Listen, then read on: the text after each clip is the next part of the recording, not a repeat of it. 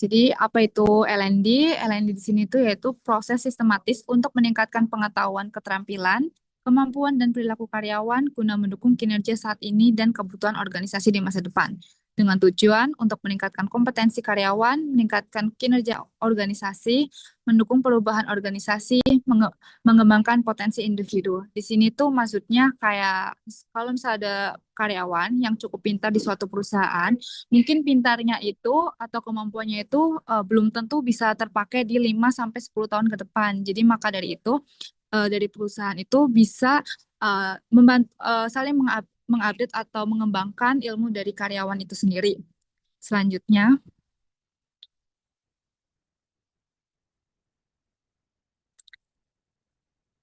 di sini itu tadi maaf Pak, dari definisi L&D sendiri tuh kita ada 4, yaitu ada learning, development, training, dan education. Untuk learning sendiri itu ada proses di mana seseorang memperoleh dan mengembangkan pengetahuan, keterampilan, kemampuan, sikap, atau perilaku melalui pengalaman, studi, pelatihan, maupun interaksi dengan lingkungan. Learning itu biasanya itu kayak belajar dari belajar sendiri gitu, kayak kita mungkin kita mencoba software sendiri, mencoba software baru itu dari belajar diri sendiri itu. Yang kedua ada development, yaitu pertumbuhan dan peningkatan kemampuan seseorang dalam jangka panjang untuk mempersiapkan tanggung jawab atau peran yang lebih besar di masa depan. Yang ketiga ada training, yaitu kegiatan yang dirancang secara sistematis untuk meningkatkan pengetahuan dan keterampilan yang dibutuhkan agar seseorang dapat melakukan pekerjaan tertentu dengan lebih baik. Terakhir, yang keempat itu ada education, yaitu pengembangan pengetahuan, nilai pemahaman, dan kemampuan intelektual yang lebih luas daripada kebutuhan pekerjaan tertentu. Untuk selanjutnya bisa dilanjutkan. Baik, Mbak Vera, terima kasih. Slide selanjutnya, Mas. Di sini ada perbedaan pada slide ini adalah perbedaan antara learning, development, training, dan education. Di sini bahwa learning and development terdiri dari beberapa konsep yang saling berkaitan, namun memilih fokus yang berbeda. Di learning sendiri, ini merupakan proses untuk memperoleh pengetahuan tujuannya, lalu untuk memperoleh keterampilan, sikap, dan perilaku untuk yang melalui pengalaman maupun pembelajaran. Di sini ada development.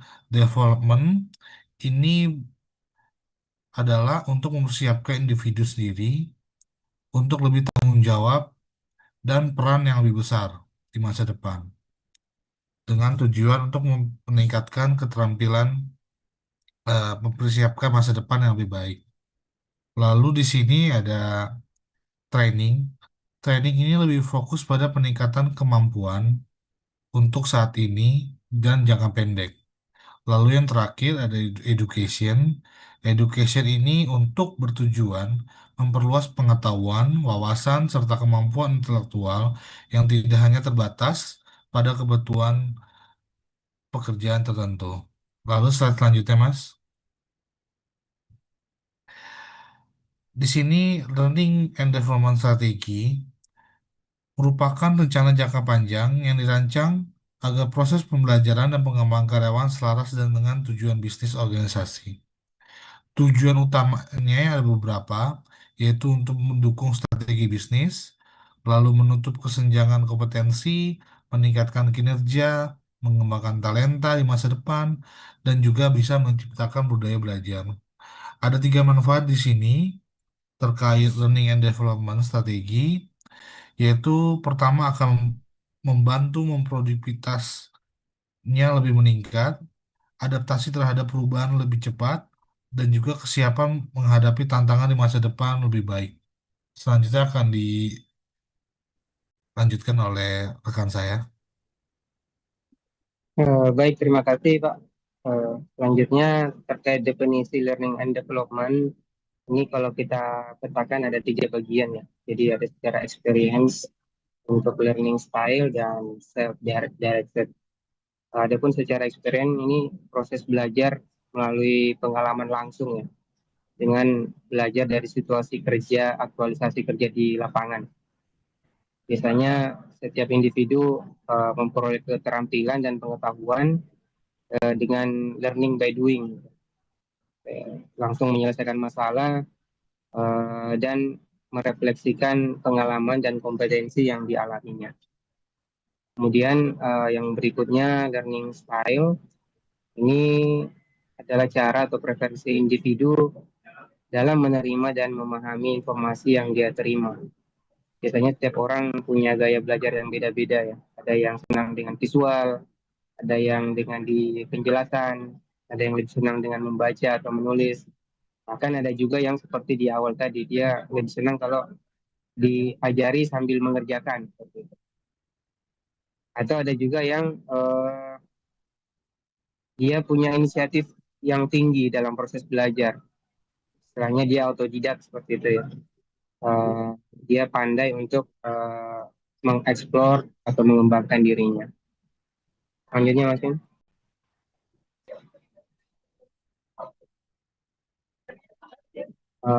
Ini terkait learning need analysis atau training need analysis ya, tadi sudah dikupas oleh Pak Prof tadi ya, sudah sangat ini kan kami menambahkan lagi saja.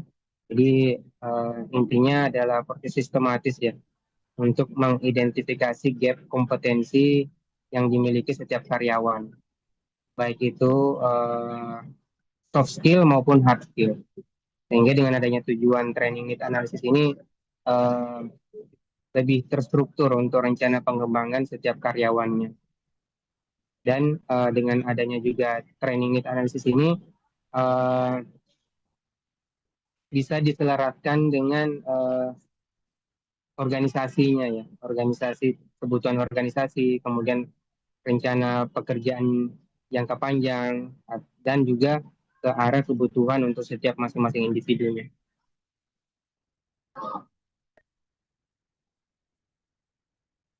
Berikutnya, Mas. Oke, baik, terima kasih. Jadi untuk learning development ini ada secara umum ya berdasarkan referensi umum dari Michael Armstrong ada pembagian 70, 20, 30% ya. 70 itu berdasarkan experience dan memang kita rasakan pengalaman itu adalah guru yang paling berharga ya. Dari pengalaman itu kita bisa langsung mendapatkan ilmu tentang pekerjaan kita secara khusus gitu ya. Kemudian ada juga dengan social learning ini 20%, istilahnya pembelajaran dengan interaksi atau diskusi dengan orang lain, dan yang terakhir itu dan proporsinya memang lebih kecil kayak ini formal training dengan program-program pembelajaran yang terstruktur dan terencana. Lanjutnya, Mas.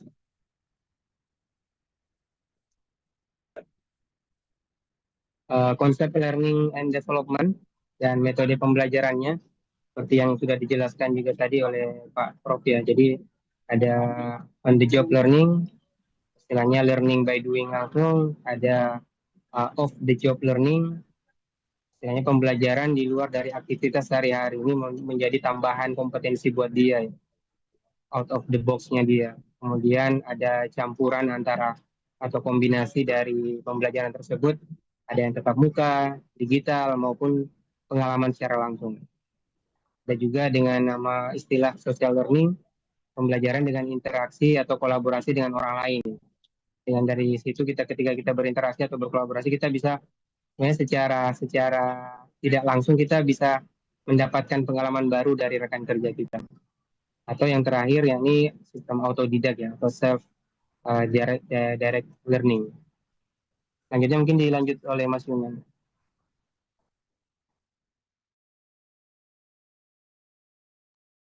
Baik, terima kasih Mas Bus. Dari sekian tahapan, kita mulai masuk ke tahapan evaluasi. Gitu ya. Untuk evaluasi itu selalu dilaksanakan setelah program pelatihan atau pengembangan itu selesai dilaksanakan. Jadi untuk memastikan apakah ini sudah bisa mencapai tujuan atau belum, gitu ya. Ini dievaluasi terhadap semua peserta, di mana evaluasi ini kita mulai dari sisi maturity levelnya. Kita bisa lihat ada berapa maturity level yang common digunakan. Ya, level 1 itu terkait reaction atau reaksi, di mana kita akan melihat respon atau kepuasan peserta selama mengikuti pelatihan. Apakah merasa bermanfaat, apakah ada kekurangan atau masukan, dan seterusnya. Ini biasa metodenya bisa digunakan menggunakan kuesioner atau survei kepuasan atau permintaan feedback ya. Jadi kalau selesai training, selesai pelatihan, biasanya kita open hal seperti itu untuk mendapatkan reaksi itu seperti apa. Lalu level 2, kita dari sisi learning. Memastikan peningkatan pengetahuan, keterampilan, ataupun sikap dari para peserta training. Ini metode yang biasa digunakan itu contoh dilaksanakan pretest dan post-test gitu ya. Untuk memastikan pada saat dimulai awareness-nya, pemahaman seperti apa. Nanti setelah selesai dilaksanakan pelatihan, training, kita ada pemahaman barukah, dan seterusnya gitu ya. Lalu untuk level 3-nya itu dari si behavior gitu ya. Di sini untuk mengevaluasi penerapan hasil pembelajaran di tempat kerja. Apakah bermanfaat atau kurang gitu ya. Ini bisa dilakukan metode observasi atau wawancara atau penilaian dari atasan. Jadi selesai pulang pelatihan, kembali aktivitas di tempat masing-masing gitu ya. Nanti setelah sekian lama kita bisa observasi langsung ke para peserta, hasil seperti apa, perkembangan seperti apa, atau kita minta feedback dari sisi atasannya. Lalu level 4 itu dari sisi resultnya. Jadi kalau tadi personnya, ini dari dampak seseorang yang selesai mengikuti pelatihan terhadap organisasinya. Apakah berdampak besar terhadap bisnis gitu ya, atau seperti apa? Minimal dilihat dari sisi KPI pencapaiannya. Jadi kalau misal satu orang kita lihat ke hasil KPI orang tersebut, tapi kalau misal pelatihan ini melibatkan beberapa orang dengan ya taruhlah materi yang sama gitu ya, apakah ada pencapaian peningkatan KPI dari organisasi seperti itu.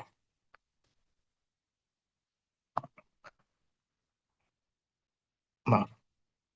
Lalu kita juga perlu melihat adanya efektivitas retensi pembelajaran untuk memastikan para peserta ini gimana pemahamannya, gimana mengingat materinya, memahami dan juga nanti menerapkan pengetahuan setelah diterima untuk jangka waktu tertentu gitu ya. Ini untuk memastikan apakah materi yang disampaikan itu efektif gitu ya, tersampaikan dan baik dan bermanfaat bagi para peserta. Kalau tadi level maturity, kalau ini kita bisa lihat dari sisi indikatornya. Pertama kita bisa lihat dari sisi daya ingat para peserta. Apakah setelah pelatihan gitu ya, para peserta masih bisa mengingat materi-materi apa yang disampaikan. Lalu terkait pemahaman, apakah peserta memahami konsep yang disampaikan gitu ya. Bisa juga kasih feedback atau menceritakan kembali apa yang dipahami dari materi yang sudah disampaikan. Setelah pemahaman, kita lihat indikator penerapannya. Apakah para peserta ini setelah kembali ke aktivitas masing-masing bisa menerapkan apa yang sudah pelajari di tempat kerja masing-masing. Lalu kita juga bisa lihat dari sisi perubahan perilaku. Perubahan perilaku ini biasanya dapat feedback juga dari atasan, apakah ada perubahan atau pengembangan, itu improvement dan seterusnya. Lalu yang terakhir juga indikator sama. Jadi terkait peningkatan kinerja. Apakah setelah pelatihan atau pengembangan ada peningkatan produktivitas, kualitas, ataupun pencapaian yang lebih baik bagi para peserta. Tadi evaluasi efektivitas dan yang berikut adalah kesimpulannya. Jadi learning and development itu merupakan proses pengembangan kompetensi karyawan untuk meningkatkan kinerja individu yang bisa mendukung tujuan organisasi. Biasanya diawali dengan learning need analysis atau learning need analysis untuk melakukan identifikasi kesenjangan ya antara kompetensi yang dimiliki dengan kompetensi yang disyaratkan di setiap jabatan, baik itu untuk fungsional maupun untuk yang struktural. Lalu pelaksanaan juga bisa berbagai metode ya, on the job training, off the job training, blended training gitu ya, untuk memastikan pengalaman-pengalaman yang dimiliki oleh setiap peserta itu dieksplor, dikembangkan. Lalu lihat juga dari interaksi sosialnya dan juga sebagian itu menggunakan metode formal. Dan keberhasilan setiap pelatihan harus diukur juga dalam melakukan evaluasi gitu ya, baik evaluasi yang tadi evaluasi pembelajaran maupun mengecek tingkat retensi pembelajaran dari masing-masing peserta. Jadi berharap dengan pelaksanaan pembelajaran yang tepat maka dapat meningkatkan produktivitas kinerja dan juga dapat mengembangkan karir karyawan.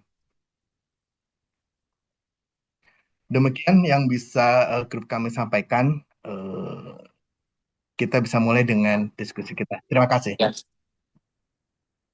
Oke, baik. Terima kasih teman-teman kelompok 2 ya. Tapi ini masih terlalu minim ya materi presentasinya ya. Dari banyak hal yang masih belum Mati wifi lu, tercover. Krista. iPhone mau kayak gitu, kalau nggak dipakai mati nih. David bocor. David. Oke, Bu Vera, silahkan dipandu eh, diskusinya. Ini ya saya feedback buat teman-teman kelompok 2. Ini materinya banyak yang masih belum tercover ya dari presentasi dari buku yang ada di buku Michael Armstrong. Ya mungkin nanti bahan buat teman-teman kelompok 3 ya supaya lebih baik nanti ke depan. Oke, silakan Vera dipandu untuk diskusi. Minta feedback, masukan, pertanyaan dari teman-teman kelompok 1, 3, dan 4 dan 5. Silakan, Vera. Baik Pak, terima kasih untuk waktunya. Sebelumnya mohon maaf kalau misal ramai karena saya masih ada di jalan. Atau Saya mau siapa yang bisa ini? Apa yang bisa mandu? Yang bisa nggak keganggu? Ada yang bisa bantu teman-teman kelompok 2 selain Vera supaya diskusinya bisa efektif.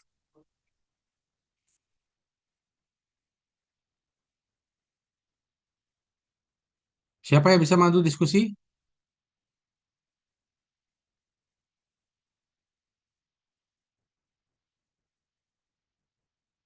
Kelompok 2,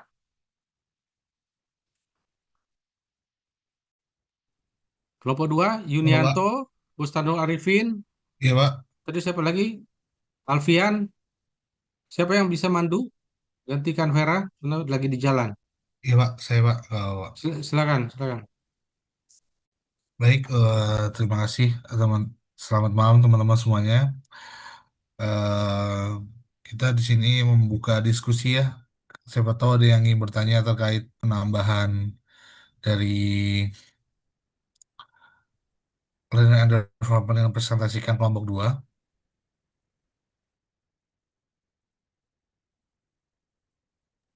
Baik, di sini ada Mas Muhammad Farud. Iya, Mas. Boleh, Mas. Ya, baik. Terima kasih atas kesempatannya. Eh, Selamat malam, teman-teman dari kelompok 2 dan juga selamat malam, Pak Prof. Izin eh, diskusi terkait learning and development ini. Jadi tadi seperti yang dijelaskan oleh Pak Bustanil ya tadi ya, bahwa ada beberapa konsep pembelajaran dan mungkin ini sangat berevolusi ya dari eh, zaman dulu ke zaman sekarang. Mungkin dulu untuk learning itu tatap muka, kemudian sekarang atau di slide tadi dijelaskan bahwa blended learning itu sekarang dianggap yang paling efektif itu ya karena menggabungkan dua metode yaitu tatap muka dan non tatap muka. Nah, mungkin sekarang kita menghadapi zaman yang lebih maju lagi gitu, yaitu zaman di mana banyak sekali AI ataupun apa namanya kecerdasan buatan ini yang bisa membuat siapa saja belajar dari manapun, dimanapun, dan kapanpun seperti itu. Bahkan dengan adanya AI ini, sepertinya kita bisa apa ya, curiosity kita itu bisa dijawab gitu loh dengan kita bertanya kepada AI. Nah, apakah memang ke depannya zaman AI ini akan eh, apa ya, menggantikan eh, apa tadi metode blended learning itu. Jadi siapa tahu zaman ke depannya pembelajaran melalui metode AI ini lebih efektif daripada blended learning karena ya kita bisa tanya apapun, kita bisa dengan apa dengan cepat mendapatkan segala informasi yang kita butuhkan. Mungkin demikian eh, pertanyaan dari saya. Terima kasih. Terima kasih, Mas Farud. Eh, Baik, pertanyaannya bagus sekali ya, Pak. Ini apakah ada yang mau jawab? Mbak Vera, Mas Yanto, Pak Bustanil, silakan.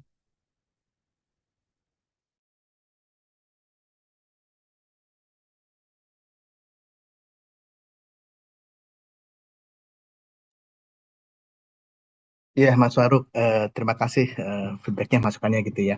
Kalau menurut kami sekilas gitu ya, sama halnya seperti sekarang, AI memang berkembang gitu ya. Apakah AI menjadi main?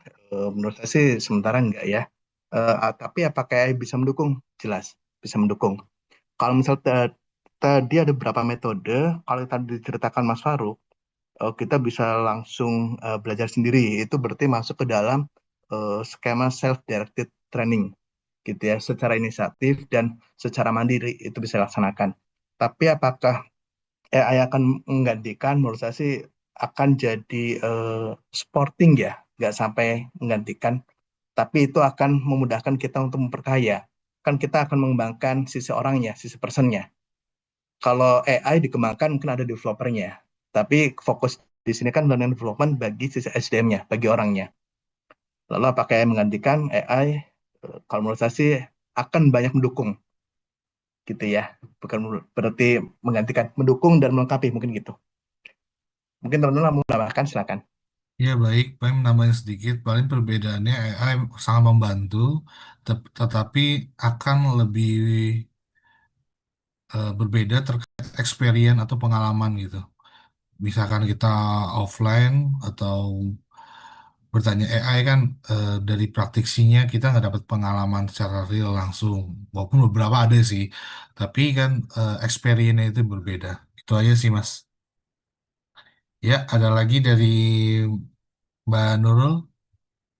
Boleh Mbak? Silakan. Ya, baik, terima kasih. Saya mau nanya nih, Mas. Sebenarnya bagaimana sih organisasi itu bisa mengukur efektivitas program learning and development yang telah dilaksanakan? Artinya, pengukuran itu kan akan penting buat buat evaluasi, buat improvement dan lain sebagainya. Cuman indikatornya efektivitas learning and development ini apa gitu, Mas? Baik, betul. Terima kasih pertanyaan yang bagus sekali. Baik, ada dari Pak Orang Yunanto, bilang Kak kerja lagi jadi biasa Saya aja. bantu jawab. dari ya Pak Busanio, baik Pak. Oh iya, jadi biasanya memang ada countermeasure yang digunakan, Pak ya. Ada KPI ya, KPI gitu kan. Jadi setelah pasca training itu biasanya kita ditambahkan job assessment ya. Nah, dari job assessment itu kemudian kita ada nilai yang harus dipenuhi gitu ya. Kalau misalnya kurang, misalnya gapnya kita lihat lagi apakah karena learning yang sebelumnya kurang atau memang eh, masih ada tambahan selain dari soft skill-nya itu yang perlu kita tambahkan.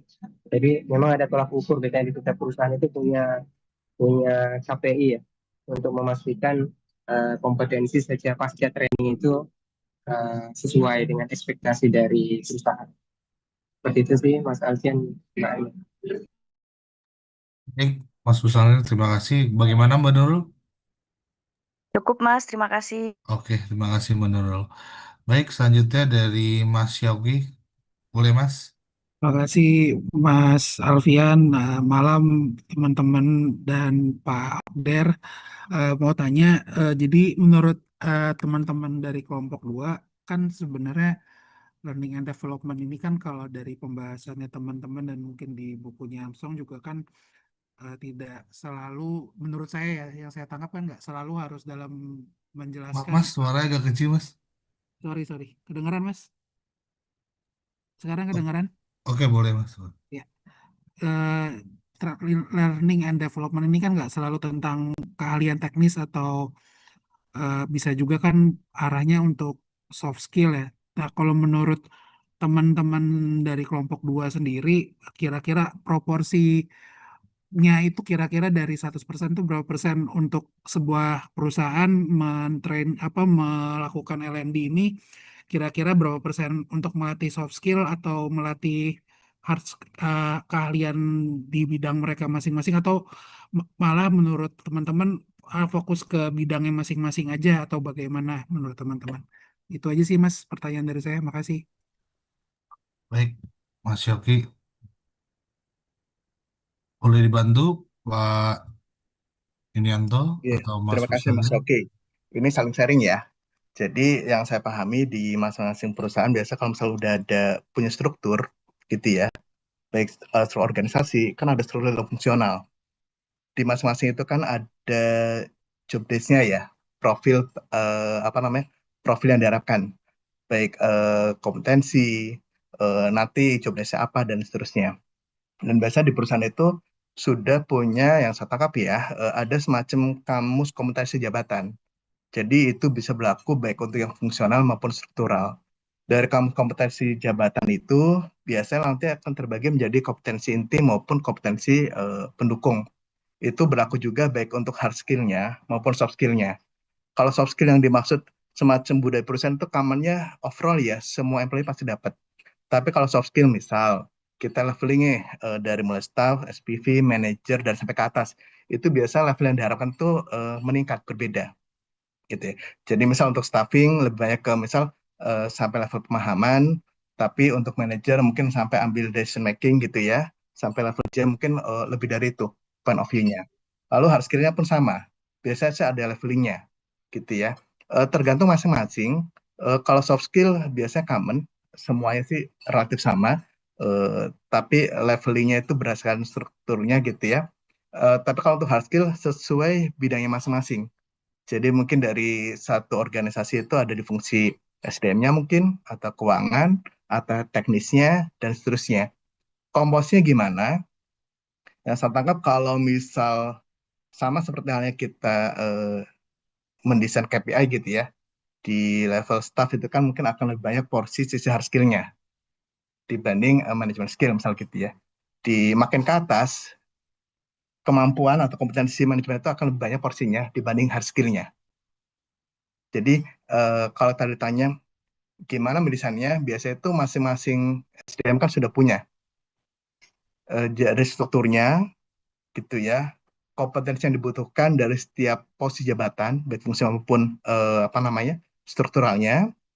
Lalu kan tadi juga ada tahapan asesmen gitu ya, profil masing-masing orang itu seperti apa, lalu lakukan training need analysis gitu ya, nanti di situ akan muncul per masing-masing individu itu apakah membutuhkan hard skill yang lebih besar dibanding soft skill, hard skill-nya juga sampai selevel apa. Sekelas mungkin gitu, saling-saling. Monggo silakan Mas Alfian atau Mas Bus kalau menambahkan. Terima kasih Mas Yanto. Bagaimana Mas Yogi atas pertanyaan jawaban dari Mas Yunianto? Oke Mas, makasih. Baik, terima kasih Mas Yogi. Selanjutnya di sini ada Mas Herdi. Oke, terima kasih kelompok 2 atas kesempatannya. Ini saya akan menanyakan bagaimana cara menentukan kebutuhan training untuk perusahaan. Jadi setiap tahun kan mungkin perusahaan itu kan membudget untuk biaya training ya, training karyawan ya. Itu menentukannya bagaimana caranya di tahun ini apa, tahun ke depan apa, tahun depannya lagi apa. Dan bagaimana juga manajemen menentukan kandidatnya. Jadi kandidat yang cocok untuk training ini tuh siapa? Karena kan biasanya di satu bagian itu ada beberapa orang. Nah, itu bagaimana cara menentukan supaya karyawan ini merasa fair gitu kan? Itu kan berarti kan perlu memilih bagaimana caranya. Nah, terus usulan-usulan training itu sebaiknya apakah manajemen yang ngusulin atau dari karyawan yang ngusulin ke manajemen bahwasanya aku butuh training ini, atau manajemennya yang menentukan, enggak kamu harus training ini atau training itu. Seperti itu, Pak. Terima kasih. Baik, Mas Herdi, terima kasih Mas atas pertanyaan yang luar biasa Mas. Bagaimana Mas Yanto atau Mas Bustanil atau Mbak Vera? Saya coba bantu. Jadi ada 3 Baik, pertanyaan kayaknya ya. Bagaimana cara menentukan materi trainingnya, kemudian siapa yang mau di training, kemudian apakah harus corporate saja yang membuat jadwal atau termasuk pribadi juga ya. Ini saya coba menjawab berdasarkan pengalaman Mas Herdi ya, pengalaman dan apa yang saya lihat di perusahaan sebelumnya. Yang pertama mungkin dari yang terakhir mungkin ya. Kalau yang biasanya tuh kalau di tempat kerja kami tuh ini Mas, ada 2 metode ya. Yang pertama dari corporate itu sendiri, memang sudah menetapkan untuk setiap posisi, misalnya kayak HSE lah gitu ya. HSE manager itu yang sudah ada kompetensi mandatori yang harus dia miliki. Nah, kemudian ada yang nice to have gitu ya. Nah, dan ada juga biasanya yang dari karyawan yang mengajukan. misalnya mengajukan itu misalnya ada kompetensi tambahan gitu ya, tapi tetap untuk mendukung posisi dia kerja sekarang gitu. Atau mungkin ada pekerjaan yang akan datang yang dibutuhkan kompetensi tambahan di luar dari internal trainingnya dia. Yang pertama, kemudian yang kedua, eh, apa tadi yang kedua itu bagaimana cara apa tadi yang pertama? Aduh, banyak sekali pertanyaan Gimana Mas cara Ferdian. monitor, jadi menentukan mana nih karyawan yang perlu Oh, di ya. training gitu, Mbak. Oh ya, jadi memang biasanya setiap perusahaan itu sudah punya ini ya, matriks karyawan ya. Misalnya berdasarkan asesmen tahunan atau individual development plan. Dari situ memang biasanya sudah bisa dilihat setiap individu yang menonjol biasanya ya. Dan memang berpotensi untuk menjadi suksesor atasannya ya. Nah itu biasanya sih kalau secara umum memang eh, tentunya itu akan diberikan porsi yang lebih dahulu ya. Karena untuk menunjang suksesor dari atasan berikutnya supaya nanti kalau misalnya pensiun atau tiba-tiba resign dari company itu sudah siap, ada kandidat yang memang siap untuk menggantikan setiap orang. Nah ini perlu ya, apalagi di zaman kita yang Gen Z ini kan biasanya dinamis sekali mereka ya, sebentar langsung nggak senang keluar gitu, harus ada yang menggantikan. Jadi memang biasanya memang sudah ada kandidat yang disiapkan seperti itu Mas. Baik, Menambahkan sedikit dari Mas ya Gus, Mas Heri. Mas Jadi, apa namanya? Tadi ada istilah yang saya sempat dengar, ada istilah kalau misal kita sedang bekerja gitu ya di pos masing-masing, itu ada evaluasi istilah dukdik dan dikduk. Jadi apakah orang itu udah duduk dulu gitu ya, selama bekerja nanti kelihatan, oh ternyata ada misal kelemahan di mana, kekurangan di mana gitu ya, itu bisa jadi justifikasi juga. Oh ternyata si A misal gitu ya, yang bersangkutan ada baiknya mendapatkan pelatihan tambahan untuk mencapai kompetensi yang dibutuhkan. Atau dikduk, dikduk biasanya common untuk misalnya tadi Mas Sus bilang kan untuk pengembangan gitu ya. Jadi pada saat menyiapkan suksesor, karir path, biasanya masing-masing itu atau secara company sudah punya apa namanya frame-nya gitu ya, penjenjangan gitu ya. Jadi untuk mengejar penjenjangan itu mungkin masing-masing orang gitu ya eh, bisa dikasih reward sebagai reward. Dengan apa? Dengan cara memberikan pelatihan untuk pengembangan. Dididik dulu sebelum menduduki jabatan yang lebih tinggi. Sekedar menambahkan sedikit Mas Herdi. Silakan. Baik, terima kasih Mas. Bagaimana Mas Heri? Ada yang mau tambahkan?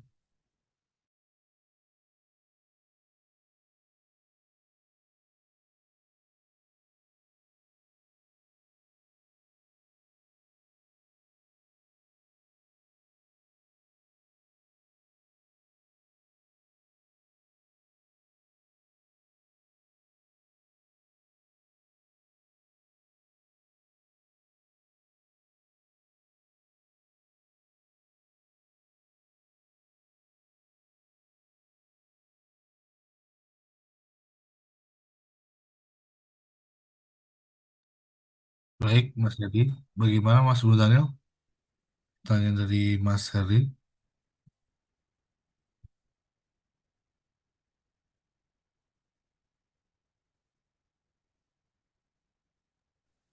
Baik, Mas Yunyanto.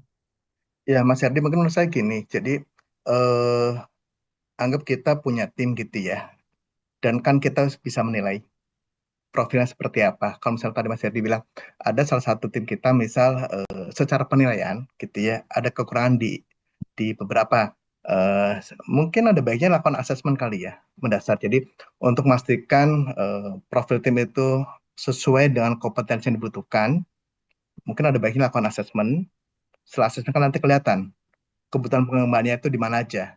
Nanti habis itu ya lakukanlah IDP, jadi Individual Development Plan. Kamarnya seperti itu. Jadi eh, beberapa yang mungkin ya di tanda kutip dinilai ada gap lah istilahnya gitu ya. Gap minus biasanya sih dilakukan asesmen ya atau dicas langsung oleh atasan lalu dibantu dengan beberapa macam pelatihan memungkinkan. Bisa training, bisa coaching, mentoring, dan seterusnya. Untuk mencapai nilai atau kompetensi yang diharapkan. Mungkin gitu. Baik, Mas Yuyanto. Bagaimana, Mas Ferdi? Baik, Oke, terima oke. kasih, Mas Ferdi. Baik, teman-teman, saya mau ini ya, ini pertanyaan dari Herdi bagus ya, dan menurut saya ini perlu apa kita diskusikan lebih mendalam. Tadi jawaban-jawaban dari teman-teman kelompok 2 beberapa di antaranya sudah tepat, tapi saya coba bawa teman-teman lebih dalam lagi ya. Pertama, pada saat kita bicara tentang trending need analysis, ya tadi saya sudah sampaikan tuh beberapa sourcingnya, sumbernya. Nah, tapi untuk menentukan kebutuhan training yang lebih konkret gitu, Mas Herdi dan teman-teman semua, eh, itu bisa dilihat dari 3 level, ya. Pertama dari level organisasi. Jadi level analisa dari sisi organisasi, analisa makro lah istilahnya. Jadi ini bicara tentang kebutuhan bisnis, lihat arah bisnis. Berangkat dari situ, Mas. Apakah misalnya ya perusahaan akan meluncurkan produk baru atau services baru gitu, sehingga kita perlu kompetensi-kompetensi baru gitu. Nah ini atau bisa karena perusahaan punya target untuk meningkatkan penjualan 20% misalnya. Oleh karena itu dibutuhkan oleh apa kompetensi atau keahlian sales force yang mumpuni, kemampuan presentasi, kemampuan negosiasi misalnya. Ya. Nah, itu jadi dari sisi organisasi, kebutuhan organisasi which is ini related dengan arah bisnis, tujuan organisasi atau corporate objective gitu. Yang kedua, masuk ke spesifik ke level pekerjaan analisanya. Jadi ke analisis pekerjaan. Kalau yang pertama tadi analisis organisasi, sekarang ke analisis pekerjaan. Nah, ini spesifik seperti tadi dijawab oleh Mas Yudianto. Kita lihat standar kompetensi jabatan. Jadi, bandingkan apa yang seharusnya dikerjakan dengan yang apa dikerjakan sekarang. Nah, dicari gap-nya, ya.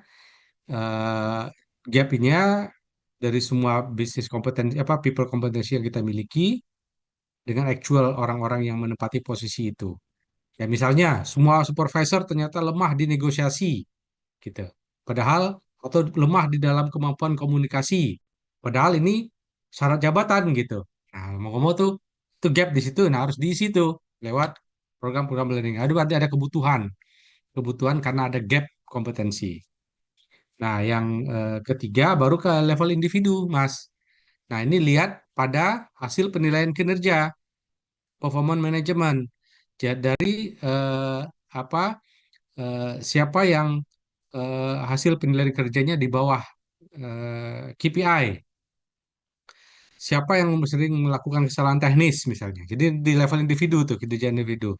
Nah, di sini masuklah di apa hasil dari penilaian kinerja. Ya, ini apa menjadi salah satu eh, sumber untuk kebutuhan training. Oh, ternyata dia kinerjanya lemah. Dia nggak bisa capai target karena ada kelemahan dalam kompetensi ini, gitu. Ya, nah ini oleh karena itu ini harus ada program-program training untuk individu ini, individu tertentu. Nah, pertanyaan yang kedua juga bagus, bicara tentang nanti siapa nih yang berhak ikut training, ya. Nah, tentunya tadi prioritaskan berdasarkan gap, Mas Herdi dan teman-teman. Jadi setelah kita mapping punya apa punya gap kompetensi, nah karyawan dengan gap kompetensi yang paling kritis terhadap target jabatannya, ya dia akan menjadi prioritas pertama, lebih prioritas lebih tinggi gitu ya. Nah, yang kedua kita bicara kesiapan, readiness. Apakah kita kan mesti petakan ada orang-orang yang punya kemampuan belajar yang cepat, ada yang siap untuk belajar. Jadi jangan paksakan training pada karyawan yang sudah misalnya ya udah lemot, udah di atas 50 tahun misalnya. Ya gitu kan, Mas. Jadi tentu prioritaskan pelatihan-pelatihan yang orang bisa quick learning, bisa belajar atau yang jangan ke training diberikan ke orang yang sudah mau pensiun misalnya, kecuali pelatihan-pelatihan yang related dengan kebutuhan pasca pensiun, ya. Eh, jadi kalau untuk kebutuhan jangka panjang, lihat tuh readiness-nya dan kebutuhannya. Nah, terakhir bicara impact, ya. Nah, makanya ini yang kaitannya tadi sama diskusi Mas Herdi dengan tadi siapa yang menjawab tuh, eh, kebutuhan high potential. Nah, jadi karena kita bicara impact gitu, apakah setelah training ini impactnya bagi tim itu besar gitu. Nah, biasanya nih kalau orang-orang yang perform, yang high potential, ya, atau yang key person itu didahulukan tuh dari karyawan yang kinerjanya biasa-biasa saja atau belum terbukti komitmennya. Jadi biasanya kita punya talent nih, namanya Mas. Nah, talent itu kinerjanya bagus, leadership potensinya juga bagus. Nah, kita sebut dengan high potential orang ini. Nah, ini prioritas tuh, ya. Nah, itu ininya. Nah, apa eh, siapa yang berhak mengusulkan? Nah, kombinasi, ya. Eh, Manajemen, ya tentunya dia bisa top down, eh, dan juga bisa juga usulan karyawan. Usulan karyawan tuh tadi biasanya orang HR kirim kuesioner, dia minta ke karyawan dan juga atasannya, nanti biasanya muncul tuh usulan-usulan. Nah, tapi nanti keputusan akhir adalah dari manajemen, ya, karena nanti bicara tentang budget, bicara anggaran, bicara tentang prioritas gitu. Itu ya.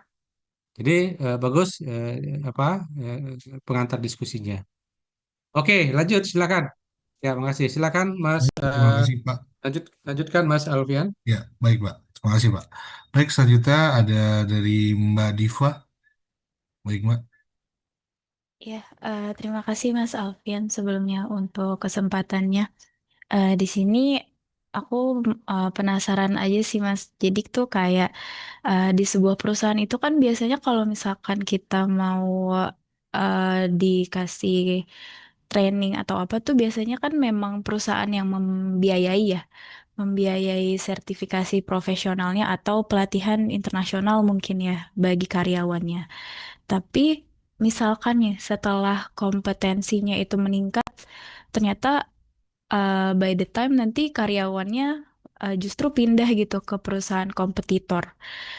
Gimana sih perusahaan tuh, pertanyaannya tuh gimana perusahaan dapat memastikan gitu kalau investasi dari learning and development-nya ini itu tetap memberikan manfaat ke perusahaan tanpa membatasi kebebasan karir dari karyawan tersebut gitu. Karena kan biasanya karyawan pengen banget tuh berkembang gitu, bukan hanya Gen Z doang, mungkin di generasi-generasi milenial atau yang lainnya juga gitu. Nah, itu gimana caranya biar kita tetap eh, memberikan learning development itu ke karyawan tersebut, tapi kayak tetap memberikan keuntungan gitu untuk organisasinya atau perusahaannya. Terima kasih. Baik, terima Bagus. kasih Mbak Diva. Pertanyaannya bagus. Ya, Silakan dijawab. ada yang dari Mas Yuanto, apakah ada? Dari Mas Butanil? Ya, makasih Mbak Diva. Sharing juga kali ya. Untuk eh, pengembangan individu pegawai, salah satu emang training dan training kan sertifikasi. Tapi apakah sertifikasi dibutuhkan? Biasanya kan dilihat dari KKJ ya, kebutuhan kompetensi atau syarat jabatan yang tadi disebutkan oleh Pak Ulf juga. Jadi untuk pos-posisi yang mensyaratkan tingkat ekspertis tertentu gitu ya, eh, kalau misal emang mensyaratkan pegawai itu mendapatkan sertifikat, ya emang kewajiban dari perusahaan untuk mengupgrade gitu ya, memastikan pegawainya itu bisa memenuhi itu. Ada satu ketakutan pada saat pegawai itu sudah sertifikat gitu ya, tanda kutip value-nya itu lebih. Eh, Bisa aja nih si pegawai itu eh, berpotensi untuk mencari lompatan misal gitu ya, yang saya tangkap ya dari Mbak Diva ya. Tapi menurut saya gini, eh, kerjaan itu kan nggak hanya identik dengan misalnya gaji gitu ya. Kan ada lingkungan, kesempatan berkarir, kesempatan mengembangkan, ingin perform di knowledge kan gitu ya. Kalau menurut saya kalau misal profilnya itu sudah ketahuan gitu ya, sebenarnya passionnya apa, keahliannya apa, sertifikatnya seperti apa, baiknya dimaksimalkan oleh perusahaan, dimaksimalkan juga oleh atasannya. Disesuaikan misal load jobnya, dikasih kesempatan untuk misal kalau misal di tempat sekarang ternyata kurang berkembang, mungkin bisa dicarikan di posisi yang bisa lebih mengeksplor kinerja dari karyawan seperti itu. Kalau tempat saya biasanya teman-teman yang punya kemampuan lebih gitu ya, apalagi udah sertifikat yang lebih dibanding yang lainnya, itu emang akan dimappingkan, dicatat oleh perusahaan. Misal masuk ke area fungsi perencanaan atau masuk ke dalam kegiatan-kegiatan project base yang memerlukan syarat tertentu biasanya. Apalagi kadang teman saya kalau misalnya tender gitu ya, ada syarat-syarat tim yang terlibat punya sertifikasi ini itu juga bisa dilibatkan dalam seperti itu. Kalau menurut saya sih satu, pastikan orangnya itu yang certified gitu ya, di knowledge, dihargai dulu. Dihargai seperti apa? Jangan didiamkan. Dipastikan pekerjaan itu sesuai dan dia menerima dan dia enjoy untuk berkembang gitu ya. Dan lain-lainnya mungkin nanti akan menyusul. Menurut saya seperti itu salah satunya. Mungkin hal lainnya nanti bisa ditambahkan juga sama teman lainnya. Monggo silakan Mas Alfian, Mas Bun. Baik, paling dikit tambahin ya Mbak Diva ya. Eh, Tadi kan bagaimana caranya agar ketika dapat sertifikasi si talentanya atau karyawan ini tidak pindah gitu ya. Nah, kalau yang di perusahaan saya, kebetulan saya ada di industri asuransi, itu juga ada karena di OJK sendiri kan harus ada sertifikasi, misalkan sertifikasi asuransi begitu di bawah perusahaan. Maka si perusahaan tuh mau nggak mau harus mengembangkan karyawannya agar mendapatkan sertifikasi itu. Nah, yang sudah terjadi sih lebih fairnya memang ketika mendapatkan apa sertifikasi yang dibiayai oleh perusahaan, ketika sudah mendapatkan itu ada namanya ikatan dinas. Kalau dari apa namanya dari perusahaan lebih fairnya. Tapi ikatan dinasnya itu tidak terlalu lama, misalkan 4 atau 5 tahun. Setelah itu baru bisa kalaupun mau resign atau mau mencari peluang baru bisa. Nah, tetapi selama ikatan dinas tersebut perusahaan harus juga memberikan tunjangan ya atau namanya hadiah prestasi lah akibat pencapaian sertifikasi itu. Agar apa? Agar si kawan ini merasa dihargain begitu. Dan agar bisa menjadi pembeda nilainya dari karyawan-karyawan yang tidak dapat sertifikasi. Nah, dari hal tersebut nanti akan karyawan kan akan merasa terhargai dan juga akan merasa yang lain juga akan ingin dapat sertifikasi juga begitu kan. Dan juga ketika udah ikatan dinas, ada peluang baru, nah baru bisa mencari hal lain gitu. Jadi tidak mengekang juga. Nah, nanti balik lagi ini akan apa namanya? Bagus dampaknya untuk perusahaan karena perusahaan akan menilai bahwa alumni-alumni dari perusahaan ini kinerjanya bagus gitu di mata industri gitu sih. Paling segitu aja sih Mbak dari saya. Bagaimana Mbak? Oke, baik, sudah terjawab dengan baik. Terima kasih, Mas-mas semua. Baik Mbak Oke, Diva. ini bagus ya pertanyaannya Diva. Mungkin tadi udah jawabannya udah benar. Cuma saya mau tambahkan ya. Makanya ingat tadi yang namanya learning and development atau training itu bukan hanya kita bicara satu program, tapi dia sebuah ekosistem. Bicaranya ekosistem karena related dengan apa proses-proses lain. Nah, makanya di dalam learning itu ada namanya training policy, ya, kebijakan tentang learning. Nah, ini diatur secara internal. Nah, ini juga menjadi satu hal yang eh, karena yang namanya policy, yaitu mengikat baik itu company maupun karyawan. Nah, pada saat kita bicara tentang learning policy atau training policy, nah, termasuk tadi kita bicara tentang investasi atau yang sudah dikeluarkan oleh karyawan.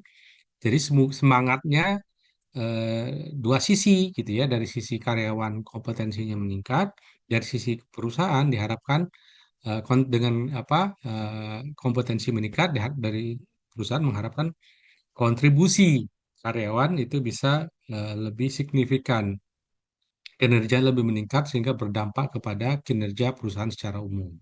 Nah, di dalam policy itulah Mbak Diva ditentukan mana training-training yang embedded ke orang. Jadi melekat ke orang. Nah, itu biasanya sertifikasi, ya, sertifikasi. Nah, ini biasanya training diberikan, biasanya juga harganya juga mahal, ya. Nah, ini biasanya dilakukan dengan tadi polisinya ngatur, kalau learning dengan investasi eh, di atas number tertentu dan sifatnya sertifikasi, maka harus ada ikatan dinas seperti tadi yang menjawab tadi. Jadi dibikin tuh polisinya, ya, ikatan dinas. Atau misalnya dia eh, memberi beasiswa untuk karyawan-karyawan yang potensial untuk ikut ambil master ya, di Universitas Bakri misalnya. Nah, itu juga ada polisinya, diatur tuh. Dia tuition fee-nya dibayar tapi ada ikatan dinas karena kan melekat eh, apa eh, profesi ke dia gitu ya. MM-nya terikat ke Diva gitu kan gitu. Itu sertifikasi tertentu melekat ke Diva. Makanya biasanya yang embedded kepada orang itu eh, karena ini investasi diikat tuh lewat eh, ikatan dinas atau apa begitu ya, diatur. Nah, jadi eh, dua sisi harus sama-sama eh, tadi semangatnya sama ya. Investasi oleh perusahaan diberikan tujuannya untuk meningkatkan kompetensi karyawan. Karyawan merasa disupport oleh perusahaan meningkatkan kompetensinya, sehingga karyawan juga harus bisa berkontribusi kepada pencapaian kinerja perusahaan. Gitu. Jadi seperti itu ya semangatnya. Tapi ada learning-learning lain yang nggak perlu ikatan dinas, nggak perlu itu itu tentunya dengan pertimbangan-pertimbangan jangka pendek, menengah, dan jangka panjang oleh perusahaan. Gitu ya, Diva ya. Oke, silakan lanjut, Mas Alfian. Baik, terima kasih Pak. Selanjutnya dari Bapak Gianto, Pak. Ya, terima kasih Pak Alfian. Ya, dari saya ingin menanyakan terkait dengan kondisi karyawan ya, di mana ada karyawan yang masih dalam development band dan juga ada karyawan yang sudah kompeten. Nah, ini kira-kira bagaimana kita menentukan jenis training eh, dari dua jenis karyawan ini. Kemudian yang kedua, eh, terkait dengan strategic business alignment dengan training and development program yang dijalankan perusahaan itu bagaimana kita bisa mengkonektivitaskan jenis-jenis training ini dengan strategic business plan dari perusahaan tersebut. Kemudian yang ketiga, ada perusahaan itu memiliki holding ya, jadi dia memiliki banyak anak-anak usaha.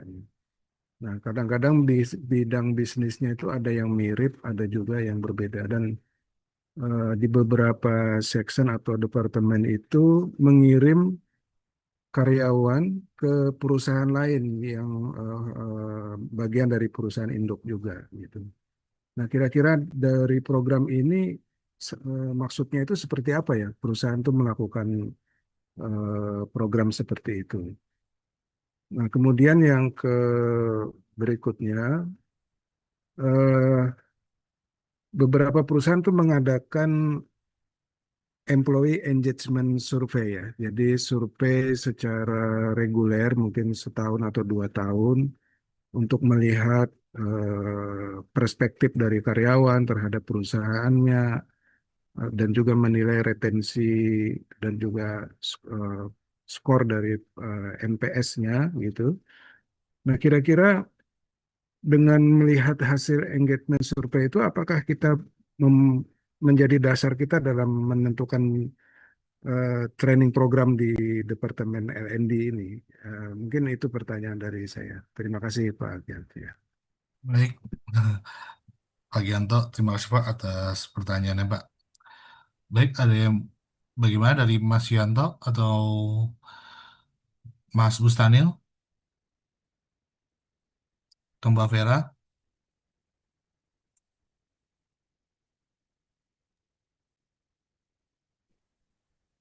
Iya, makasih. Ikut nimbrung ya, ikut saling Ya, sharing aja ya. Eh, ada banyak tabungan pertanyaan ya Pak Gianto.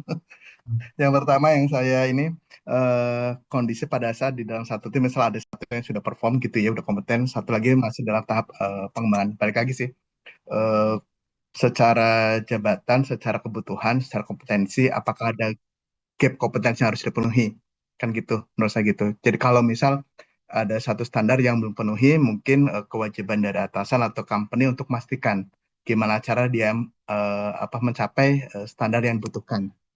Apakah coaching, mentoring, atau emang training, atau ada pendidikan lainnya. Itu baiknya memang diusahakan untuk bisa mencapai. Kenapa? Karena pada saat standar itu sudah dipenuhi, maka akan fair menurut saya gitu ya. Akan fair kalau seorang itu dinilai kinerjanya gitu ya. Kita udah libatkan seseorang menjadi tim kita gitu ya. Apapun profil sebelumnya misal gitu ya. Apapun justifikasinya sudah join. Oh ternyata berjalan waktu dengan kurang kompeten. Ya salah satu tanggung jawabnya ya baiknya ini ditingkatkan agar bisa memenuhi syaratnya agar kinerjanya juga sesuai dengan harapan. Tapi pada saat anggap semua standar itu udah terpenuhi gitu ya. Menurut saya sih mungkin bagian dari perusahaan itu untuk mengembangkan salah satu sebagai reward gitu ya. Untuk profil-profil yang memungkinkan ada leadershipnya, ada kemampuan bisnis yang lebih dibanding yang lainnya, nggak menutup kemungkinan itu dikasih reward untuk dikembangkan. Menurut saya seperti itu. Jadi dilihat dari sisi standar seperti apa, yang kurang ditingkatkan untuk untuk sesuai, yang sudah sesuai mungkin ditingkatkan lagi untuk pengembangan yang bersangkutan. Lalu kalau terkait strategi alignment terhadap perusahaan gitu ya, balik lagi saya tadi sempat sharing sekelas satu perusahaan kalau misal masuk ke bisnis baru itu kan biasanya langsung ngejudge ya. Jadi kita mau masuk ke bisnis tertentu, membutuhkan struktur seperti apa, per masing-masing nanti eh, job yang kita butuhkan seperti apa, problem yang kita butuhkan seperti apa, komponen seperti apa. Nanti dari sisi HC akan bantu untuk menyediakan misal SDM itu seperti apa, dari kuantitinya maupun kualitinya. Tidak hanya untuk fungsi rekrutmen, tapi juga untuk mapping, pengembangan. Ini biasanya kalau misalnya satu perusahaan ada bikin unit bisnis baru, kan di-adjust dulu ya, dikaji dulu gitu ya, kebutuhan seperti apa. Nanti kalau masalah sourcing kan bisa dari internal maupun eksternal. Jadi salah satu yang saya tangkap sih mungkin seperti itu kali ya. Jadi pada saat perusahaan punya strategi bisnis baru atau pengembangan dan seterusnya, peran dari SR memang fokusnya sebagai business partner. Salah satunya memastikan dari SDM itu siap gitu ya. Lalu berikutnya tadi ada beberapa holding yang saya tangkap tadi ceritanya dari Pak Gianto kan ada berapa satu perusahaan dalam satu grup gitu ya. Tentu ada satu profil yang tanda kutip di kesempatan untuk ke tempat lain untuk pembelajaran. Eh saya nangkap itu sebagai pengembangan kali ya, sebagai journey dari seseorang pada saat misal eh, di satu company dia sudah perform, lalu salah satu challenge-nya adalah di kesempatan untuk ke tempat lain, biasa satu grup. Biasanya itu untuk fungsi pengembangan sih. Jadi itu mungkin salah satu dari sisi pengembangan dari karyawan. Lalu untuk yang employee engagement survey, kalau misal saya ngisi salah satu poin misal gitu pertanyaan di engagement survey itu eh, misal bukan saya sih, misal ada pertanyaan reward apa sih yang diharapkan eh, dari perusahaan untuk karyawan misal gitu ya. Oh, ternyata ada beberapa profil yang mungkin mengisi sertifikasi, eh, terus pelatihan apa, mungkin itu bisa masukkan juga gitu ya. Apakah skor-skor bisa dipakai untuk melakukan pengembangan? Menurut saya sih bisa ya. Tinggal kasuistiknya, case-nya seperti apa, mungkin disesuaikan. Sekelas mungkin gitu. Monggo Mas Alfian dan teman-teman. Baik, terima kasih Mas Yanto atas penjelasannya Mas. Bagaimana Pak Yanto? Ya, terima kasih. Terima Baik, kasih. terima kasih Pak Yanto. Selanjutnya di sini ada Mbak Andiani. Baik Mbak. Iya, halo. Sebenarnya pertanyaan saya agak mirip sama Pak Herdi, tapi saya melihat hal yang dengan pandangan yang berbeda. Jadi gini, saya melihat setiap orang itu kan sebenarnya punya gaya belajar yang berbeda ya. Misalnya ada yang lebih visual, auditori, atau lebih mudah belajarnya itu melalui praktik langsung. Nah, menurut kalian, seberapa penting memilih kemampuan seorang presenter atau trainer dalam menentukan keberhasilan pembelajaran? Karena menurut saya, kayak sebagus apapun materinya, jika penyampaiannya kurang efektif, itu kayak pesertanya bisa tetap sulit memahami materi tersebut. Begitupun sebaliknya. Nah, di sini tuh terlepas bahwasannya seorang individu harus menyesuaikan dengan mentornya. Terima kasih. Oke Mbak. Baik. Dari Mas Bustanil? Nggak ada Mas? Atau Pak Yunianto?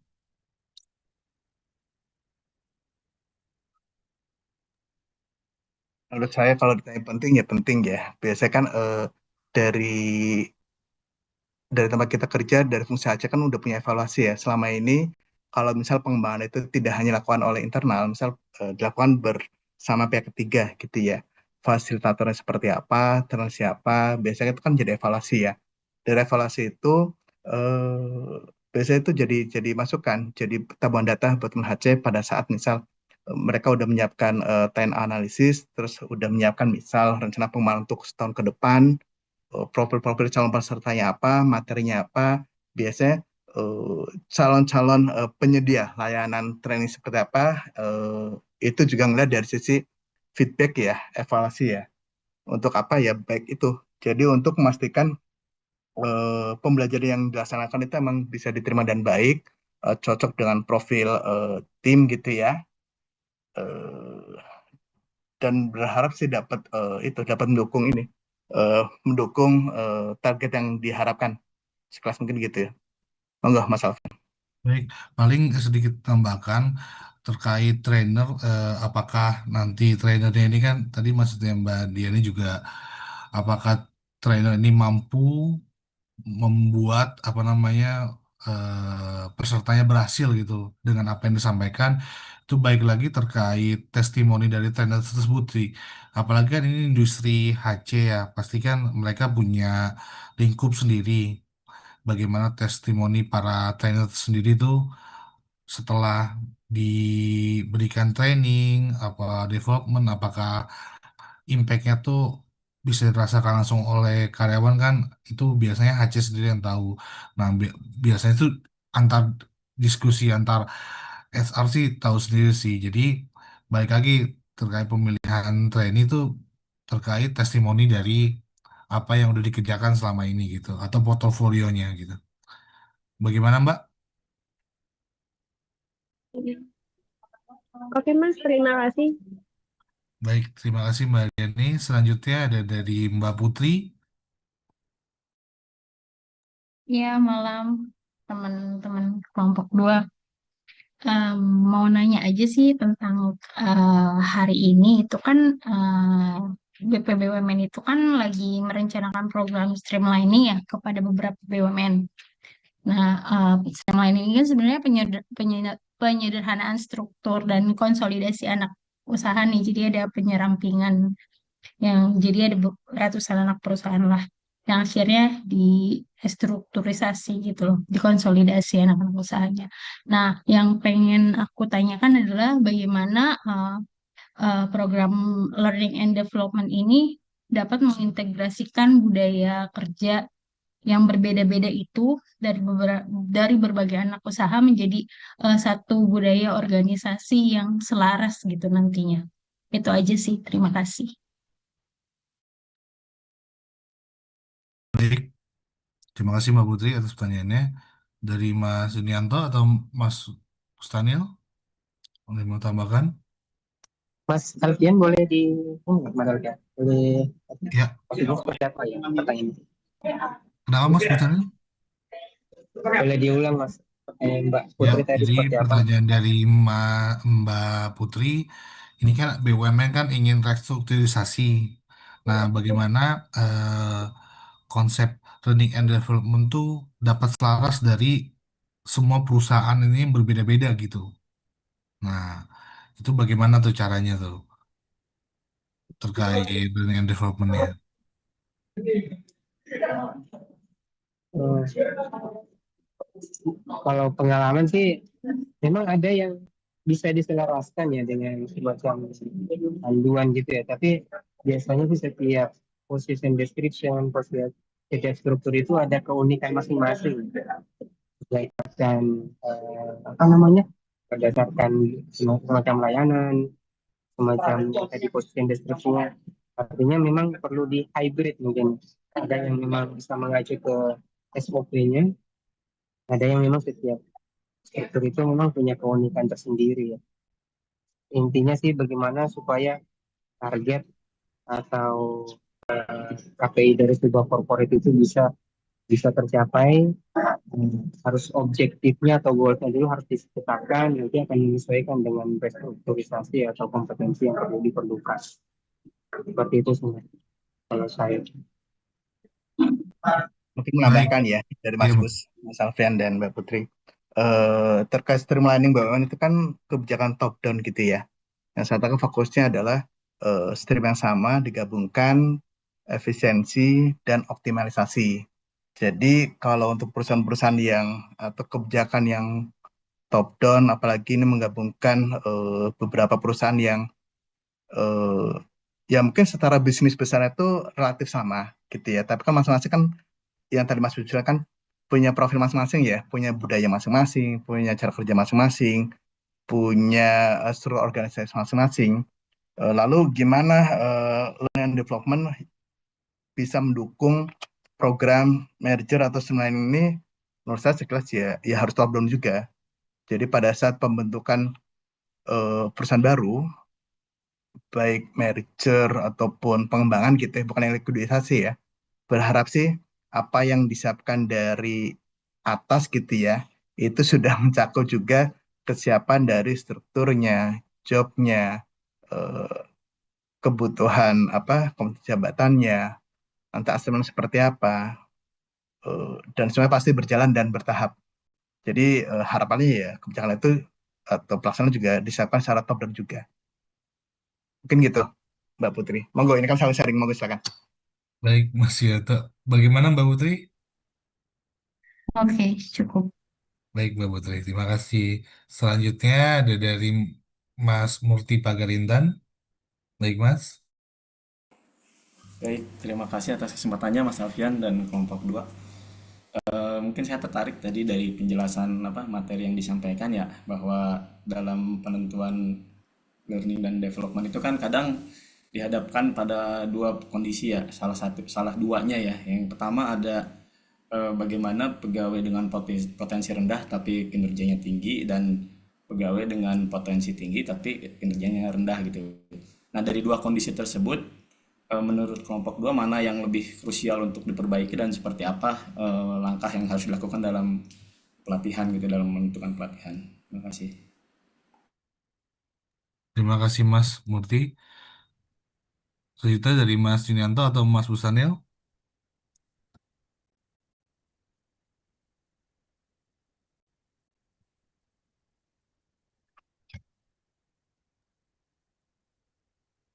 Menurut saya Mas Garin, jadi balik lagi jadi jawabannya standar.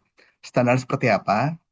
Kalau yang butuh ditingkatkan untuk mencapai standar tertentu, ya ditingkatkan gitu ya.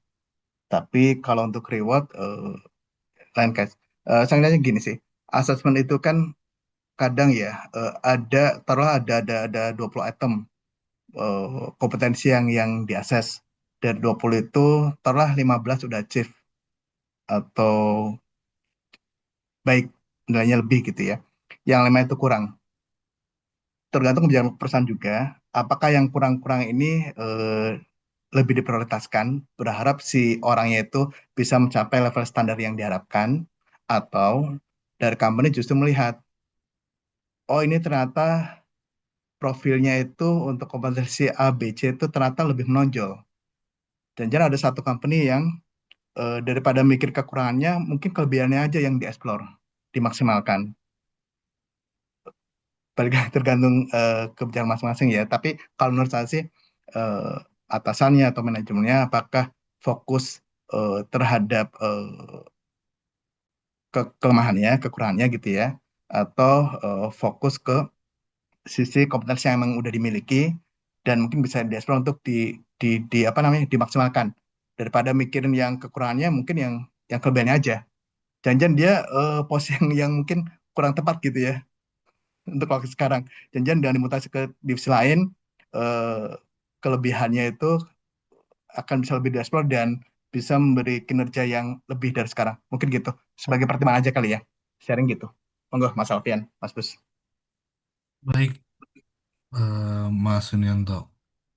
Tadi menambahkan sedikit sih, kalau dari saya sih lebih baik memilih apa namanya pengembangan yang kinerjanya tinggi, walaupun kompetensi atau potensialnya tuh nggak terlalu bagus gitu, daripada yang sebaliknya, seperti yang tadi Mas Murti sampaikan. Karena kenapa? Karena kompetensi atau potensinya kan masih bisa dilakukan learning development sepertinya lebih mudah gitu daripada yang sebaliknya tadi, karena kan itu terkait perilaku ya atau apa namanya motivasi, sedangkan yang kinerjanya tinggi kan hanya kurang dari potensial atau kompetensinya aja. Paling begitu sih Mas. Terima kasih Mas. Baik Mas Murti. Selanjutnya dari Mbak Nur Fitriani. Baik Mbak. Oke, terima kasih Mas Alfian atas kesempatannya. Saya Wulan dari kelompok 4 ingin menanyakan, sebenarnya berkaca dari pengalaman di kantor saya, Mas, terkait program LD yang sebenarnya pernah berjalan dan di awal itu tuh cukup antusias para pesertanya. Cuman seiring berjalannya waktu tuh menurun dan perubahannya itu cukup drastis. Bahkan pada saat dilakukan itu tuh ada juga yang nggak nol partisipan gitu. Nah, berdasarkan dari konsep LD yang tadi di kelompok 2 jelaskan, saya tuh ingin tanya lebih jauh, kira-kira sebenarnya menurut Bapak dan Ibu sekalian, faktor apa sih yang paling umum gitu yang menyebabkan penurunan partisipannya seperti itu gitu. Kemudian langkah konkret apa yang seharusnya dilakukan sama HR untuk mendiagnosis masalah ini tuh sebelum diambil keputusan. Yang ketiga, bagaimana sih HR untuk bisa membangun kembali engagement-nya ke karyawan terhadap program LD secara berkelanjutan? Karena udah mungkin gara-gara itu juga, jadi hingga saat ini tuh program itu tuh udah vakum dulu gitu. Terima kasih, Mas. Baik. Baik, terima kasih Mbak Ulan. Paling dari saya menambahkan sedikit yang terkait kenapa sih ini nggak menurun begitu ya. Mungkin learning and development-nya yang dilakukan di kantor Mbak tuh tidak memonitor dampak setelah dilakukannya learning and development begitu. Sehingga karyawan-karyawan tuh merasa bahwa program ini hanya formal saja begitu. Tidak ada kompetensi yang dinilai maupun tidak ada dampak nyata atau reward yang kalau berhasil melakukan learning development ini maka akan berdampak signifikan pada individual sendiri. Maka dari situ ke dampak ke perusahaannya pun semakin tidak berkembang. Untuk pertanyaan kedua tadi apa Mbak? Boleh diulang lagi Mbak? Sorry, ke-mute. Langkah konkret dari HR-nya. Oke. Pertanyaan kedua, langkah konkret dari SR apa? Adalah yaitu seharusnya ada monitoring. Monitoring dari mana? Misalkan dari sisi manajer ke apa namanya ke bawahannya agar melihat anak buahnya sendiri sudah mencapai KPI belum sih? Apa sudah mencapai SLA belum sih yang ditetapkan oleh perusahaan, sehingga langkah-langkah yang dari learning development yang untuk apa? untuk membantu kinerja itu tercapai begitu. Lalu yang terakhir apa Mbak tadi Mbak? Cara membangun engagement karyawannya lagi gimana caranya Nah, si HR? cara membangunnya pasti dengan learning development juga ya, tapi dengan cara yang berbeda atau dengan kurikulum yang berbeda mungkin. Sehingga dan terakhir juga harus ada monitoring gitu, karena kalau tanpa monitoring, tanpa reward yang dicapai oleh karyawan itu akan menganggap formalitas begitu. Dan ini yang pertama akan membuang-buang biaya terkait apa yang sudah disiapkan SR, membuang waktu juga kalau semua itu terjadi sia-sia kan. Tapi kan kita kan ingin ini berkelanjutan ya. Tadi intinya monitoring setelah ini dan juga ada reward terkait pencapaian yang sudah dilakukan terkait learning development tadi. Selanjutnya dari Mas Yunanto atau Mas Bustanil ingin menambahkan? Mungkin nambahin dikit kali ya. Eh, Mungkin bisa dilakukan ini, Mbak Ulan, semacam survei kali ya. Survei feedback ke karyawan. Jadi ini yang saya lihat antusiasmenya agak menurun gitu ya. Karena mungkin pelatihan baik banget, mungkin bosan juga, janjian nggak, eh, ya bagus sih, biasa tujuan kan meningkatkan keterampilan atau kompetensi pegawai. Tapi kan kadang kan muncul juga image, oh ini kan untuk ngejar KPI-nya aja. Saya setahun dapat 2-3 kali training, misal gitu ya. Kok sering amat ya buat apa ya? Jadi eh, ya muncul itu mungkin ada baiknya bisa coba dapat feedback juga dari karyawan. Jangan bukan butuh training, tapi butuh healing bareng-bareng. Suruh aja dulu keinginan pegawai itu seperti apa, masuk manajemen. Jadi mungkin bukan trainingnya, tapi ada kegiatan lain yang untuk menumbuh kembangkan dari sisi budaya kali ya, untuk meningkatkan awareness juga terhadap profil HC yang ada di tempat kerja kita. Mungkin gitu, just sharing aja. Makasih Mbak Wulan. Baik, Terima kasih Mas Alfian, Pak Yunianto. baik, terima kasih Mbak Wulan. Selanjutnya dari Pak Parlianto. Ya, terima kasih Mas Alfian dan kelompok 2 atas kesempatannya. Di sini saya ingin menanyakan terkait bagaimana gitu ya untuk membedakan antara karyawan yang mampu dan karyawan yang sebenarnya itu dia mampu tapi tidak termotivasi gitu. Apakah pelatihan ini atau LND ini dapat menyelesaikan keduanya? Itu yang pertama mungkin Mas.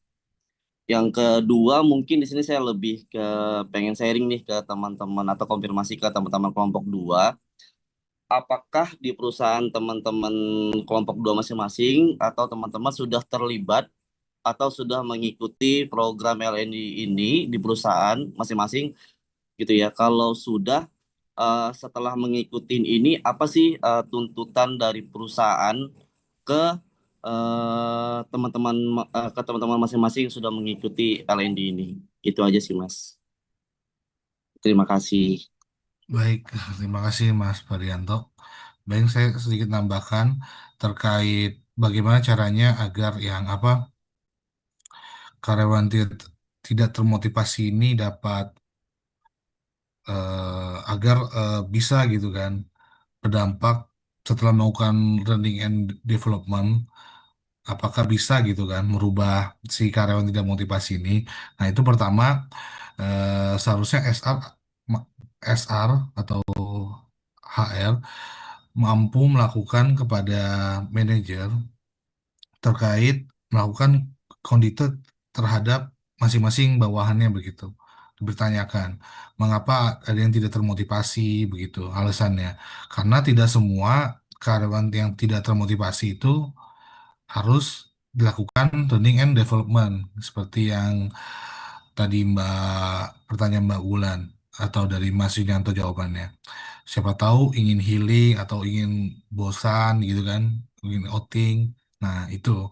Tapi dari situlah kita tahu tuh feedback dari si karyawan ini yang tidak termotivasi tadi, apakah perlu didukung dengan learning and development atau tidak. Selanjutnya, apakah di perusahaan masing-masing gitu ya, di grup 2 ini anggotanya itu apa mampu melakukan sudah melakukan learning and development ya.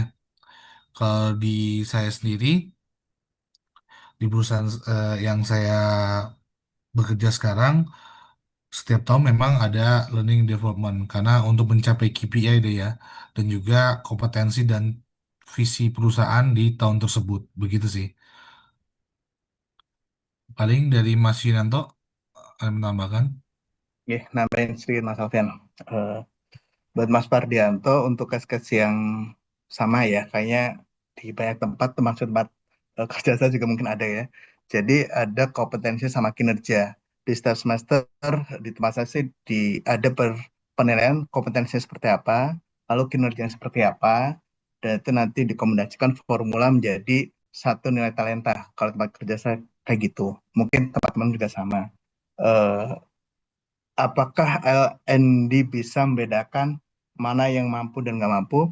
Eh, mungkin secara sharing kalau tadi Mas Alfian kan bilang SR-nya harus proaktif. Saya ngeliatnya gini, dari masing-masing profil, biasanya profil yang terdekat itu atasannya ya. Dan atasan kan tidak hanya bertugas untuk ngasih kerjaan gitu ya, sesuai job desk-nya ke timnya, tapi kan dia juga tanda kutip bertugas sebagai SR buat timnya. Pada saat timnya kurang termotivasi, atau eh, kerja itu secukupnya tanda kutip gitu ya. Kompetensi ada, tapi kinerja sosok aja. Padahal kan bisa dikenjotkan gitu ya. Mungkin bisa dicoba dengan model CMC. Jadi counseling mentoring. Jadi ada pendekatan-pendekatan yang tidak selalunya dari misal SDM pusat harus ketemu sama satu profil pegawai yang mungkin di salah satu kantor cabang kan nggak juga.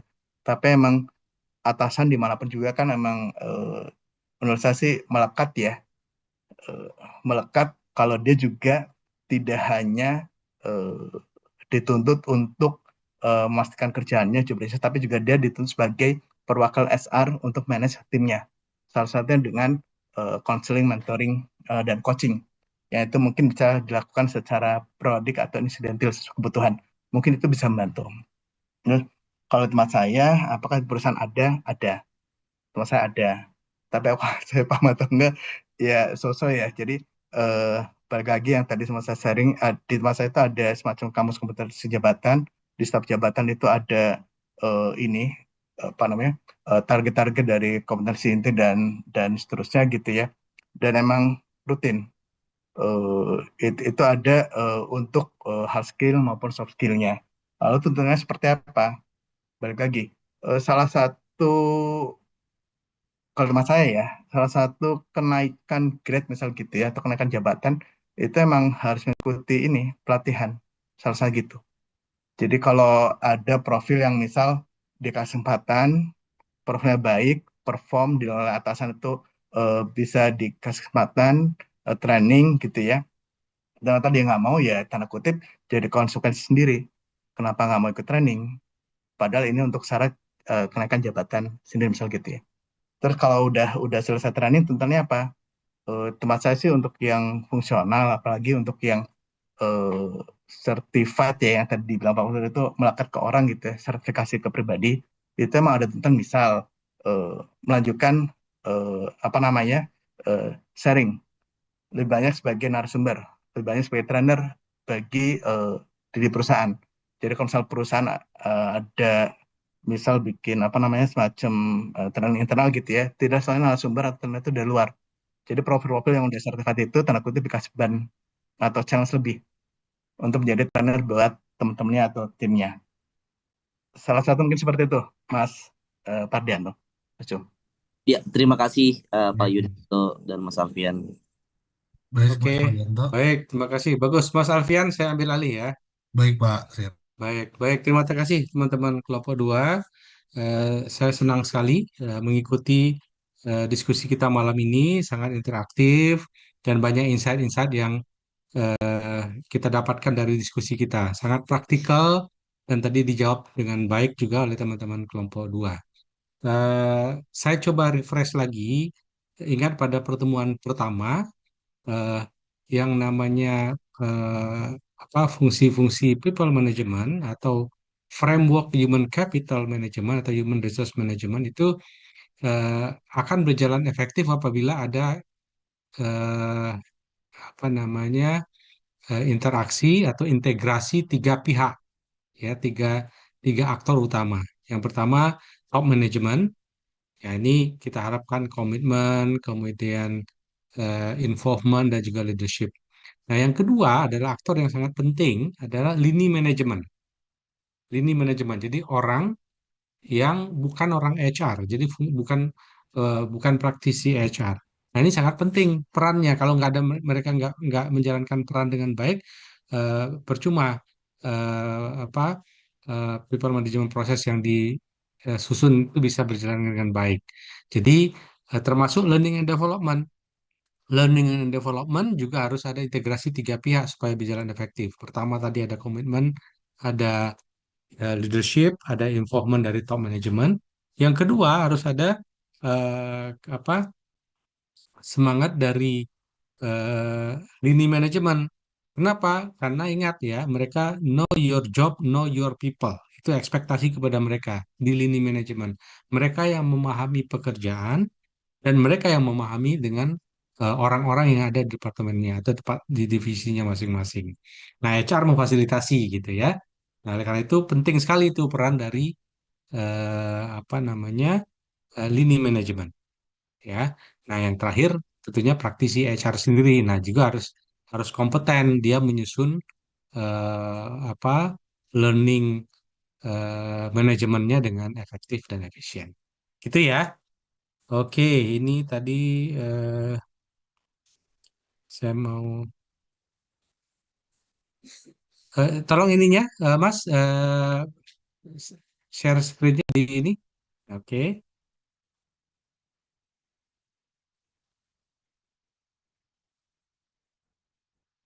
Tadi, sorry, saya mau make sure si Ernie ini nggak tadi kan bagian dari kelompok 2 ya, nggak hadir ya, Nggak hadir, Pak. nggak hadir. Iya, Pak. Eh, dia ini ikut kontribusi Eh, apa adanya, sampaikan apa adanya. Iya. Saya catat, kalau nggak ada kontribusi, saya akan catat. Tidak ada? Iya, Pak. Nggak apa-apa, teman-teman terbuka aja. Iya, Pak. Benar, Pak. Nggak ada ya, nggak ada kontribusinya ya. Jadi nggak ikut presentasi karena ini kan bagian dari bobot penilaian untuk kelas participation. Oke, kemudian Andi Mardotila hadir.